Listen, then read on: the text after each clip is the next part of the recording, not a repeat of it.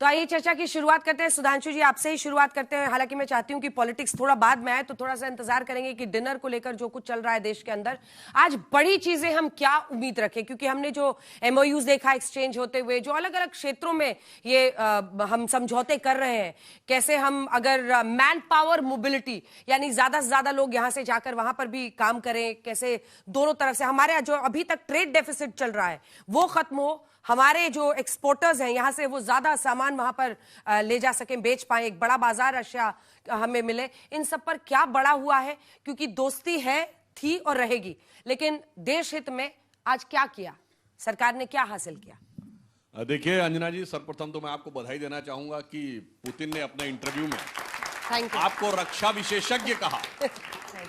और मैं शायद हिंदी भाषा में किसी विदेशी राष्ट्राध्यक्ष का पहली बार इंटरव्यू हुआ होगा। और इसमें एक और बात भी है, देखिए ट्रांसलेशन हो रहा था थ्रू टेक्नोलॉजी, यानी इससे एक और बात हो गई, एक भारत श्रेष्ठ भारत को तोड़ने के लिए जो भाषाओं पर लड़ने का ख्वाब है वो अब टेक्नोलॉजी फ्यूचर में ध्वस्त करने वाली है। तमिल हिंदी को लड़ा लो, मराठी हिंदी को लड़ा लो, बंगला हिंदी को लड़ा लो, कन्नड़ हिंदी को लड़ा लो, अब दिख रहा है टेक्नोलॉजी में वो मुद्दा ही खत्म हो जाएगा। 2-3 साल में इतना बढ़िया वर्ल्ड क्लास का ट्रांसलेशन आएगा। खैर, अब आते हैं आज के विषय पे। देखिए साहब, जो कुछ हो रहा है ये विश्व में एक नए युग का सूत्रपात है। मैं याद दिलाना चाहता हूं, after the fall of USSR in 1991 एक बहुत बड़े अमेरिकन थिंकर थे जो जापानीज ओरिजिन के हैं, उनका नाम था फ्रांसिस फुकुयामा, जिन्होंने एक किताब लिखी end of the history and the last man. उन्होंने मान लिया अब सब कुछ खत्म हो। उसमें जानते क्या वर्ड था? West has proven it is the best, so it is best for the rest to follow the waste.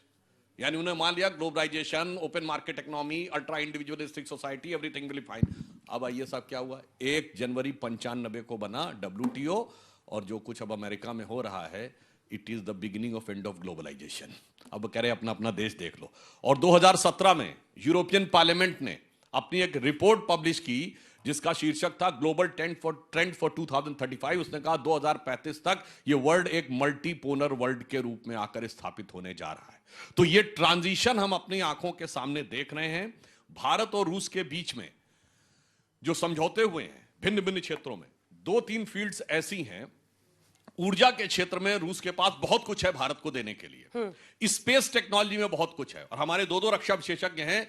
Cold war era की भी लीगेसी है। हमारा 60% से अधिक जो डिफेंस का इंपोर्ट है और जो हमारे इक्विपमेंट्स हैं उनका रशियन ओरिजिन है।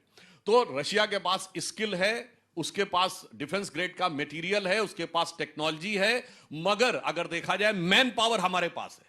जो प्रधानमंत्री जी ने कहा ना, स्किल इंडिया वगैरह, स्किल्ड मैन पावर होगी तो हमारा और रशिया के बीच में हमें दोनों को लाभ होगा। जो हम कहते हैं क्लीन एनर्जी के फील्ड में, न्यूक्लियर एनर्जी के फील्ड में, उसमें हमें जबरदस्त लाभ हो सकता है। और मैं एक और बात कहूं, हो सकता है किसी को थोड़ी अटपटी लगे, जिस दिन पीओके भारत के पास आ जाएगा ना, उस दिन रशिया के लिए भी नए द्वार खुल जाएंगे। आप कहेंगे जी कैसे? रशिया एक ऐसा देश है वर्ल्ड की हिस्ट्री में जो कभी उतना डोमिनेट नहीं कर पाया। क्यों? उसके पास ऐसा कोई समुद्र नहीं है जो 12 महीने काम करता हो। और अगर पीओके जिस दिन भारत का हिस्सा बनेगा तो अफगानिस्तान से सीधे सीमा जुड़ेगी, और मॉस्को से काबुल तक सलांग हाईवे है, तो भारत से सीधे सड़क मार्ग हो जाएगा और उसे वो समुद्र मिलेगा और हमें वो टेक्नोलॉजी मिलेगी। दुनिया में क्या शेप उभरेगा ये आप फ्यूचर में जाके सोच सकते हैं।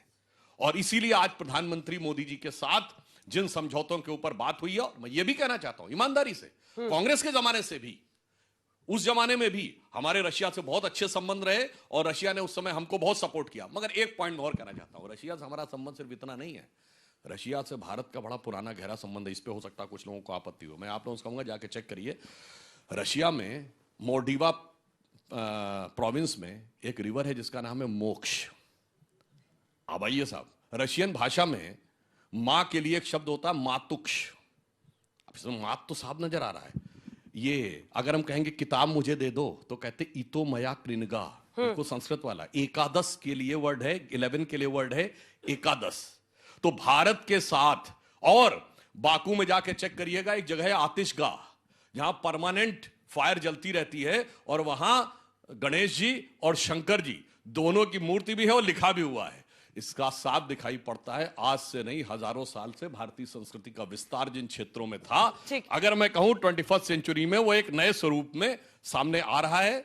और मैं ये कहना चाहूंगा कि चूंकि अब हम अमृत काल में प्रवेश कर गए हैं, तो मैं यह अपेक्षा कर सकता हूं कि भारत आने वाले समय में पूरी दुनिया के साथ बैलेंस बनाकर, जैसे मैं एक बात कहूंगा, ब्रह्मोस हमें मिला है रशिया के साथ और इसमें एग्रीमेंट भी हुआ है। S-500 के बारे में भी बात हुई है, शायद मेंटेनेंस के लिए भी S-400 पे एग्रीमेंट हो गया है, मगर उसके बावजूद हमें अमेरिका से प्रीडेटर ड्रोन भी मिल रहा है।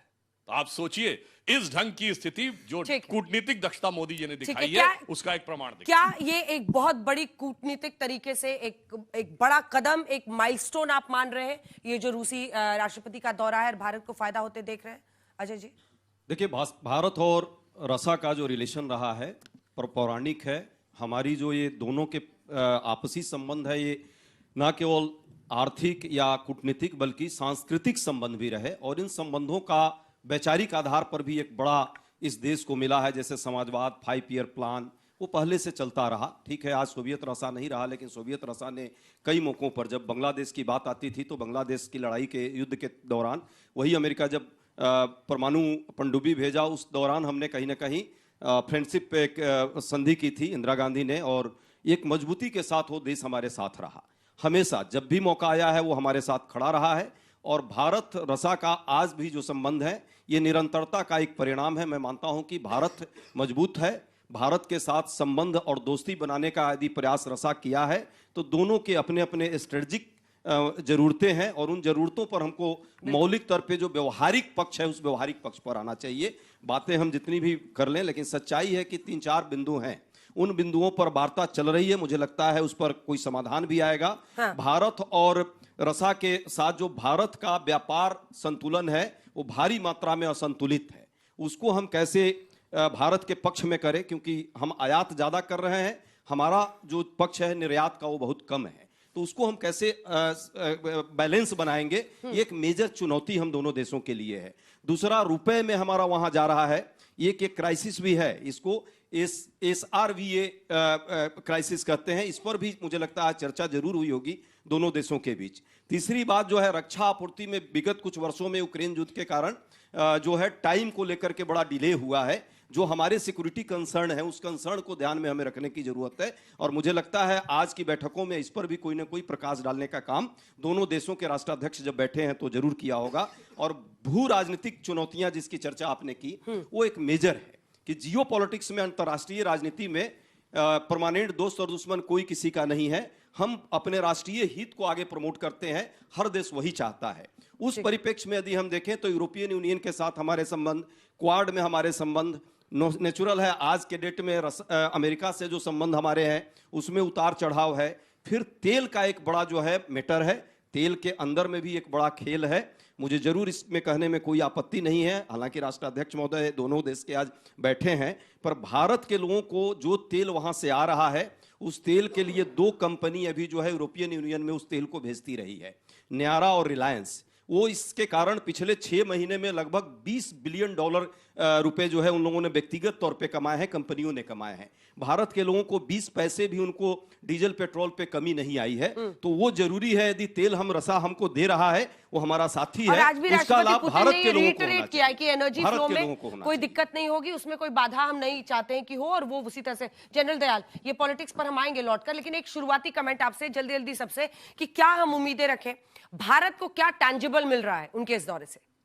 देखिए, यहाँ यूथ बैठा है और अब तक पिछले 55 साल में जब से हमारी दोस्ती है, हमारी दोस्ती डिफेंस, न्यूक्लियर, एनर्जी, टेक्नोलॉजी, जो रशिया की स्ट्रेंथ है उनको ड्राइव करती थी और हम वहां से बहुत चीजें लेते थे।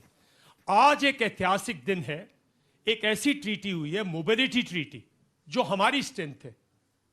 सुधांशु जी ने सिर्फ रनिंग रेफरेंस दिया मैन पावर, हमारी स्ट्रेंथ है यूथ, हमारी स्ट्रेंथ है टेक, हमारी स्ट्रेंथ है स्किल्ड मैन पावर, हमारी स्ट्रेंथ है जो हमारा यूथ है उसकी काबिलियत, और रशिया में उसकी कमी है।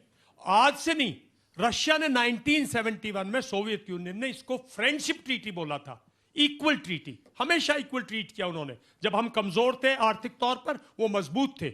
उन्होंने हमसे दोस्ती इसलिए नहीं की थी बाकी देशों में जैसे कम्युनिस्ट के तौर पे कम्युनिज्म को बढ़ा रहे थे, ना, वो यहां पे दोस्ती बढ़ा रहे थे।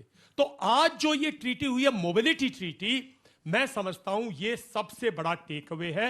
हमारे यूथ के लिए रशिया बहुत बड़ा है, 14 करोड़ लोग हैं साहब, और देश के कम से कम भी मैं समझता हूं 18 या 20% लैंड मास उनके पास है, रिसोर्सेज है, टेक्नोलॉजी है, इंडस्ट्री है।